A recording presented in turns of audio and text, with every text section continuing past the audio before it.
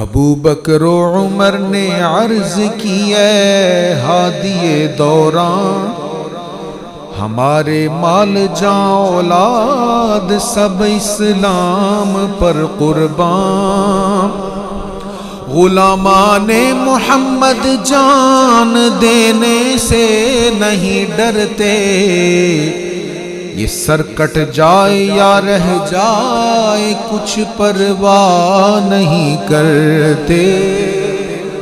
حضور اسلام سب سے مشورہ لے رہے ہیں، ہاں بھی تم بتاؤ فلاں قبیلے والے تم بھی بتاؤ، انصار بھی بتائیں، یہ بھی بتائیں۔ تو حضرت مقداد ایک صحابی تھے، یہ بھی کھڑے ہو گئے۔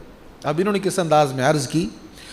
اٹھے مقداد اٹھ کر عرض کی اے سرور عالم، نہیں ہے قوم موسیٰ کی طرح کہہ دینے والے ہم۔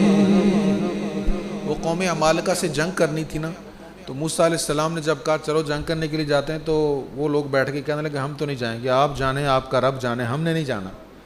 تو مقداد کہہ رہے ہیں حضور ہم ان کی طرح نہیں ہیں، نہیں ہے قوم موسیٰ کی طرح کہہ دینے والے ہم، نبی کا حکم ہو تو پھاند جائیں ہم سمندر میں، جہاں کو محو کر دیں نعرہ اللہ اکبر میں۔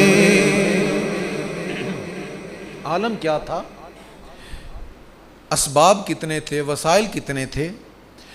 تھے ان کے پاس 2 گھوڑے، 6 زرہیں، 8 شمشیریں، بدلنے آئے تھے جو لوگ دنیا بھر کی تقدیریں،